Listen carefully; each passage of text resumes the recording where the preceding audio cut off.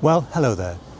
Today I'm lucky enough to be in Malta, and even though it's the end of October, it's very warm and the skies are essentially cloudless. Now that's not ideal for landscape photography.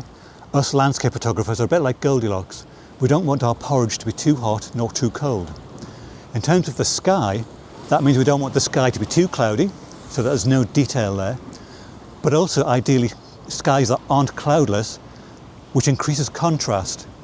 That can be aesthetically unpleasing because the shadows tend to be very deep and any highlights tend to be very bright and distracting. So today's video, I'm going to talk about what not to shoot on days like this, but also some things that we can shoot to make the most of these conditions. But first of all, what not to shoot and why. So polarizers are really good for deepening the blue skies at 90 degrees to the sun. But when the skies are deep blue like they are today, that effect can look really unnatural. You just end up with a sort of blanket of really deep blue, which looks almost uncanny valley-like. So I've got this shot set up, and I'm going to take a shot without the polarizer, which I'll pop on screen now.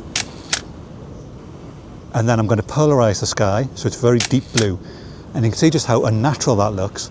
There's just something really freakish about it. So personally, if there's no cloud in the sky, I wouldn't use a polarizer. It can make the sky just look overcooked and unnatural. Just doesn't really work aesthetically. But that said, I mentioned some clouds on the horizon before. I'm going to set up another shot. I'm going to use a telephoto lens this time. I'm going to try and fill the sky more with the clouds, still using a polarizer, and hopefully that should look more pleasing because the sky will be dominated by cloud.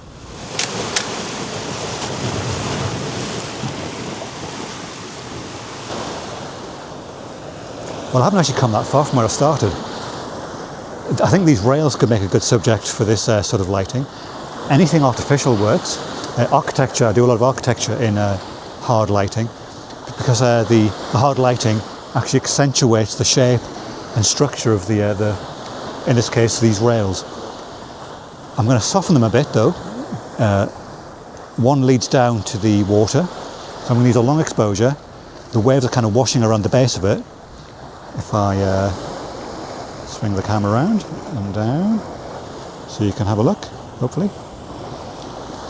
So the waves are washing around the bottom there, so I'm going to use a long exposure just to soften those waves, and that would be a nice sort of visual contrast with that sort of very sharp artificial railing. If it works, I'll put it on screen after this, and then I'm going to try something else.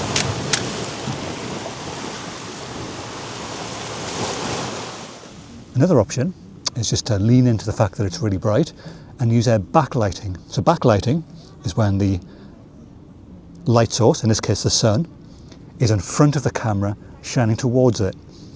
So what works really well with backlighting is translucent subjects, and I found this little scrub of vegetation here, and there are some plants with leaves on which the light's shining through the leaves, and that's helping to reveal the structure of the leaf, which I think is really attractive. So I'll just swing it around quickly to show you what's what. Hopefully you can see that. So I'm going to take a few shots here. I'm going to use my telephoto, and if that works, I shall pop it on screen and see what you think.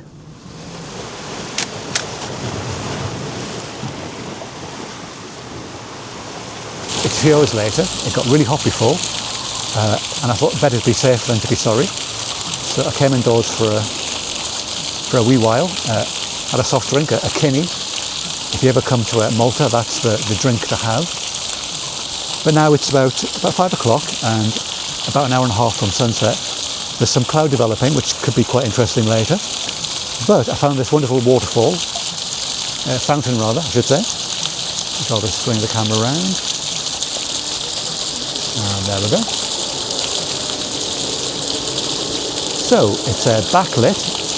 So again, there's light coming through the water, and I'm going to shoot something I don't normally shoot, which is a very fast shutter speed.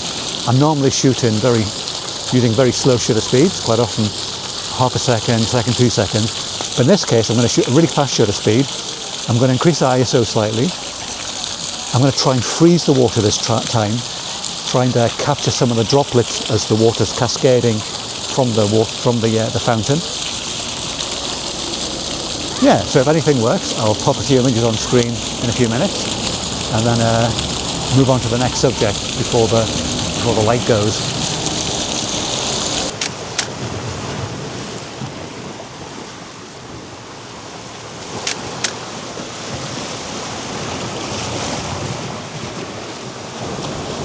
So the sun really has vanished behind clouds now, which in one respect is great because the sky looks far more dramatic now. There's some wonderful clouds which are being lit by the sun. But in another respect isn't ideal because this video is all about harsh light, but I'm sure this happens to the best of all YouTubers, so I'm probably in good company. Now I've got a shot set up. I'm shooting into the light again. I'll just swing the camera around so you can see what I'm looking at. So these wonderful rocks with the waves crashing against them, like I say. This wonderful sky, starting to go slightly orange now because we're heading towards sunset. And I'm going to use a long exposure, so I've got the camera set to manual exposure. I'm using the camera's built-in ND filter up to ND64, so maximum value. Now rather foolishly, and I feel so ashamed about this, but I did not pack my ND grads. Because the sky is so much brighter than the foreground, I can't expose for both without a grad. So I'm going to do 2 exposures, one for the sky and then one for the foreground, and then blend the 2 together later in Photoshop or Lightroom or something similar to that. I feel that's a little bit cheating, but hey ho, what can you do? If that works, I'll shove the shot on screen after this, and then we'll have another think about one more shot, and I think we'll call it a day and head home, find the bus stop and head back to Valletta where I'm staying.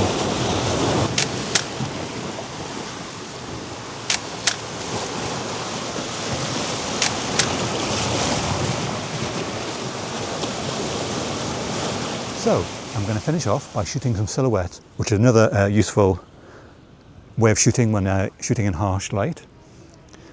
The key to shooting successful silhouettes is to find something simple so that the shape is easily recognizable and that isn't being sort of interfered with, if you like, by other elements in the scene. If you have things which overlap, that can confuse the shape and it gets more difficult to successfully see what the object is. I found some really nice lampposts on the street behind me. I'm recording down here where it's nice and quiet. It's quite noisy up there with traffic. But there's some nice light on the horizon. The sun's just about to dip down below the cloud, which I saw earlier. So that could be quite interesting. If my shot works, I'll put it on screen after this.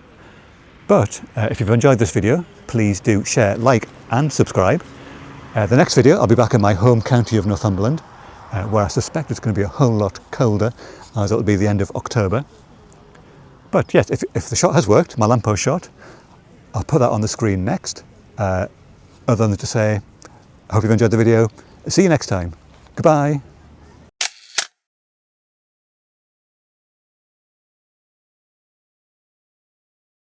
Editor David here. I actually spent about 2 weeks in Malta, shot something like 3,000 photos in total, mainly shooting in very hard lighting conditions, apart from 1 or 2 days where there's actually a bit of rain. But I had a thoroughly good time, and I just thought I'd share some more photos from the trip. And once again, I just hope to see you in the next video, where again, yes, I'll be definitely back in Northumberland, and it definitely is much colder than it was at Malta, 8 degrees compared to 24. So anyway, I hope you enjoy the slideshow, and I'll see you next time. Goodbye.